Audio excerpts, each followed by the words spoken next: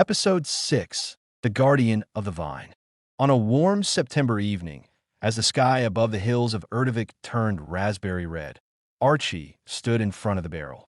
The moon shimmered in his eyes, and around his neck, the small key still hung, a gift from the ambassador's son before leaving Milan. He didn't know why the boy had chosen that exact moment, but everything aligned: the time, the wind, the scent of the earth. It was a calling through generations. The lock clicked softly, almost silently, as if nature itself was helping him unlock the secret. Inside the barrel lay an old notebook, wrapped in cloth darkened by time. Its scent was a mix of aged leather, ink, and wine. Wine that no longer existed. On the cover, written in careful script, stood the title: Records of the Vine Keeper, 1892 to 1936 inch. Chapter 1. Wine and the Dog. Archie gently nudged the notebook with his paw. At that moment, the boy, the very one who had given him the key, entered the cellar. He knew Archie wasn't just a dog. He had already sensed the bond, a legacy connecting Archie and this place.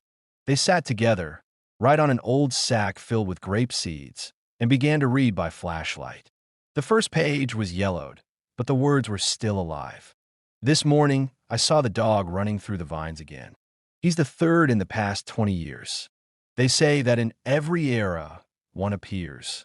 One who can feel the land, who hears the vine whisper at night, who can taste the wine before it's even made. We call him the fourth guardian. The boy looked at Archie. That's about you. Archie didn't move.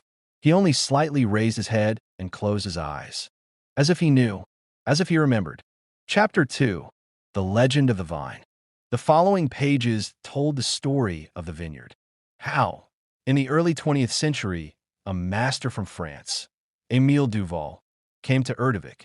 He brought new ways of winemaking, recipes, tools, but most of all, knowledge. Émile said the vine remembers. That every drop of wine holds not just fruit, but emotion. Joy, tears, war, love. All of it is absorbed into the grapes. And some can hear it. And in every family, the author wrote, one is born who isn't just a winemaker, but a keeper. And always by his side a dog. Not just a friend, but the eyes and ears of the vine. Chapter 3. Archie's Dream. The next night, Archie couldn't sleep. Lying in his woven basket, he heard the crickets outside, the quiet creak of the wooden beams, the wind wandering through the rows of grapes. And then he heard a voice. Not human, not canine. It echoed directly in his mind. Your paws touch the same earth as the three who came before you. Your gaze holds the reflection of wine. You're not a pet. You are the guardian. And your mission begins. He saw a dream. In this dream, he ran down old vineyard paths past dried-up vines toward a tree that never existed. In its branches hung an old wine bottle, and inside it, light danced. He awoke. It was morning. Chapter 4. The Secret Cellar No. 2. Behind the winery, there was a second cellar.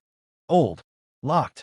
No one had entered it since the ambassador's grandfather passed away.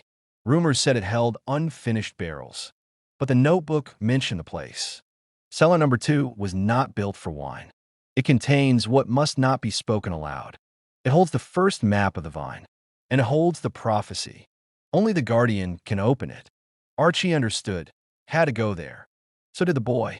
Episode finale, The Broken Hook. They approached the old door. The hinges were rusted. No key. Archie lifted his nose to the wind and pressed it against the stone to the left of the door's base. Are you sure? The boy whispered. He pushed, scraping. A click. The door opened. It was dark inside, and warm, as if someone had just left. On the floor lay a vintage collar, embroidered with golden thread. And on the wall, a mural. A dog running through a vineyard, with grapes falling from his paws. Beneath it, a caption read, The fourth is coming. The earth has been waiting.